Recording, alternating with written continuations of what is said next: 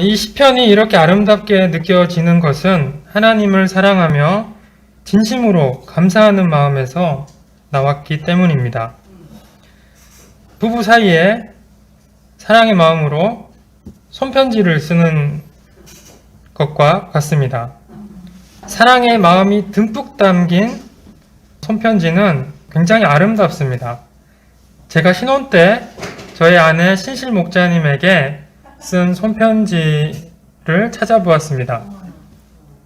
사랑하는 신실 목자님, 생일 진심으로 축하해요. 우리 서로 사랑하고 주님 안에서 오래오래 이 땅에 있는 동안에 서로 좋은 동역자이자 친구, 연인 사이로 알콩달콩 살아요. 네. 그렇습니다. 네. 다윗의 시편이 이처럼 하나님께 대한 사랑과 감사의 마음에서 나온 예쁜 말들입니다. 또 시편 23편은 목자와 양의 아름다운 이야기입니다. 이스라엘에서는 세상에서 가장 불쌍하고 위태로운 존재를 목자 없는 양이라고 생각합니다. 양은 목자가 없으면 갈 길도 찾지 못하고 언제 나타날지 모르는 사자나 곰의 위협에 위태로운 존재입니다. 주변에 사자와 곰이 언제 나타날지 모르는 그런 불쌍한, 목자가 없으면 이렇게 불쌍한 존재가 됩니다. 반대로 가장 풍요롭고 안전한 존재를 목자 있는 양으로 봅니다. 목자는 양을 항상 안전하게 지켜줍니다. 하나님은 항상 우리를 안전하게 지켜주십니다. 심지어 위대한 왕이었던 다윗도 하나님을 자신의 든든한 목자로 고백합니다. 파트 1. 채워주시는 하나님. 다윗은 어떤 사람이었을까요? 그는 목동 출신으로 음악가이자 시인이며 군인이자 정치가이며 예언자이자 왕이었습니다. 7가지 직업을 경험하였습니다. 또 고대 이스라엘의 왕으로서 40년간 다스렸습니다. 요즘에도 한 20년 장기 집권하는 독재자들을 보면 엄청나게 가질 것 다 가지며 해볼 것 다 해보며 세상 부족한 것 없이 누리며 사는 것을 볼 수 있습니다. 40년 왕으로 살았던 다윗은 더욱더 엄청나게 누렸을 것입니다. 그러나 다윗은 내가 왕이라서 부족함이 없다라고 말하지 않습니다. 여호와 하나님이 나의 목자이기 때문에 부족함이 없다라고 고백합니다. 여호와가 나의 목자시다는 말은 나는 양이다는 말과 같습니다. 목자 없는 양은 아무것도 할 수 없는 존재입니다. 다윗은 자신을 양과 같이 한계적이고 연약하고 부족한 존재임을 깊이 깨달았습니다. 그러나 다윗은 부족한 자신을 바라보기보다 하나님을 자신의 목자로 인정하였을 때 하나님이 자신을 푸른 풀밭에서 쉬게 하시며 쉴만한 물가로 인도하심을 경험하였습니다. 우리는 나 자신을 바라볼 때 항상 부족함을 느낄 수밖에 없습니다. 하지만 모든 것을 공급해 주시고 나를 이끌어 주시는 나의 왕 하나님을 바라볼 때 만족할 수 있습니다. 그리고 하나님은 우리에게 가장 적합한 곳, 가장 좋은 곳, 꼭 필요한 것이 있는 곳으로 인도해 주십니다. 우리에게 부족함 없이 채워주시고 공급해 주시는 하나님은 참 좋은 목자이십니다. 또 하나님은 스스로의 영광을 나타내시는 분이십니다. 우리 사람은 하나님께 영광을 돌려드리기 위해 지어졌습니다. 우리가 하나님께 영광을 돌려드리는 삶을 살아야 마땅함에도 그렇게 살지 못할 때가 있습니다. 그렇다 할지라도 하나님은 우리가 바르게 살도록 인도해 주십니다. 하나님은 우리 각자에게 인격적인 주님이 되시고 찾아오십니다. 우리 영혼을 회복되게 하십니다. 우리가 어긋난 길로 빠지더라도 항상 바른 길로 다시 인도하시는 하나님께 감사와 찬송을 돌려드립니다. 파트 2, 두려움 없게 인도하시는 하나님. 철로 역정 중에 있는 사망의 음침한 골짜기 그림입니다. 죽음을 느끼게 합니다.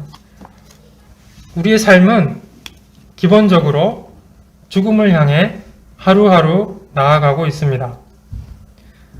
삶의 마지막에는 질병과 고통을 당하게 됩니다. 노년의 질병과 고통을 겪지 않는 사람이 없습니다. 이것을 생각하면 실로 두려운 일입니다. 그러나 더욱 두려워해야 할 것은 육신의 죽음이 아니라 하나님과 단절된 영적인 죽음입니다.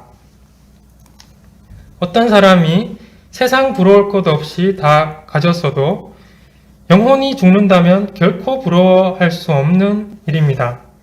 왜냐하면 이 세상은 잠깐이지만 죽은 후의 세상은 영원하기 때문입니다. 영원한 죽음이 진정한 죽음입니다. 이것을 잘 아는 다윗은 스스로 헤어나오기 어려운 두려움에 빠졌을 것입니다. 그러면 다윗 왕은 어떻게 죽음의 두려움에서 빠져나오게 되었을까요? 하나님이 함께 하신다. 하나님이 보살펴 주신다는 확신을 가짐으로 두려움에서 빠져나왔습니다. 다윗은 하나님이 승리케 하신 경험으로 인해 확신을 가졌습니다. 그는 하나님의 방법을 따라 싸울 때 승리할 수 있었습니다. 보통 사람들은 원수를 내 방법대로, 내 힘으로 처치하고 원수를 무릎 꿇게 하는 상상을 하곤 합니다. 다윗은 이런 인간적인 방법 대신 하나님의 방법으로 승리하였습니다. 나를 공격하거나 미워하는 원수를 선하게 대하였고 하나님의 방법을 따라 살려주었고 인자함을 베풀어서 승리하였습니다. 예수님의 십자가와 부활과 같은 방법입니다. 그 결과 다윗은 어떻게 되었을까요? 원수 앞에서 하나님께 상차림을 받고 하나님의 집에 VIP 손님 대접을 받았습니다. 원수를 속상하게 하는 것 중 이것만큼 강력한 것이 또 어디 있을까요? 원수는 기본적으로 내가 망하길 바라는 존재이기 때문입니다. 이런 역전 승리를 평생토록 체험한 그는 죽음의 상황 앞에서도 하나님이 함께 하신다, 지켜주신다는 분명한 확신을 가지게 되었습니다. 우리가 이런 다윗과 같은 승리의 경험을 많이 쌓아서 하나님의 보호하심에 대한 확신을 가질 수 있기를 기도합니다. 아멘. 저의 올해 감사 제목 3가지는 첫째로 부모님이 신앙을 가지게 된 것에 대한 감사입니다. 저의 부모님은 평탄한 노년을 보내시다가 3년 전부터 질병의 고난을 겪고 계십니다. 그 과정에서 예수님을 구주로 영접하시고 예배를 나가시게 되셨습니다. 둘째로 제가 좋은 회사를 원없게 다니게 하신 것에 대한 감사입니다. 세 번째로 이직한 회사는 제가 하나님께 기도했던 세세한 부분까지 섬세하게 맞추어져 있는 곳이었습니다. 원래는 좀 먼 곳에 출퇴근을 하였는데 신설동에 있는 대상 주식회사는 집에서 20분 거리로 굉장히 가까운 거리에 있었습니다. 또 이전 회사에 비해 조직 규모가 커서 내 할 일만 하면 되었습니다. 연봉도 훨씬 높았습니다. 지난 11년간 부족함 없이 풍성한 물질적 공급을 받게 해주셨습니다. 올해는 특별히 회사에서 섬길 양을 인도해 주셨습니다. 회사에 계약직으로 들어온 손준호 형제와 저는 수요일 점심때마다 풍광이 좋은 때 종묘 부근을 산책한 후 주변 벤치에 앉아 창세기 읽기를 하였습니다. 아름다운 목자와 양의 추억을 가지게 해주시고 말씀을 전하게 해주셔서 감사드립니다. 한마음 대회라는 회사에서 사무실을 벗어나서 놀다 와라 하는 날에 찍은 사진입니다. 1인당 8만원씩을 주면서 팀워크를 다지는 시간을 보내게 하기 위한 목적입니다. 고깃집에 가서 고기를 먹고 한강에 가서 보트를 타며 행복한 시간을 보내었습니다. 셋째로 감사절 메시지를 섬기게 된 것에 대한 감사입니다. 저는 평소 말씀과 멀어진 생활을 하고 있었는데 이번 말씀을 여러 번 읽고 생각하게 되었습니다. 다시 말씀과 가까워질 계기가 되어서 감사합니다. 저는 이 세 가지 감사 제목을 볼 때 외적으로는 감사를 하기 힘든 상황입니다. 아버지는 지난달 갑자기 뇌출혈로 쓰러지셔서 요양원에 누워 계십니다.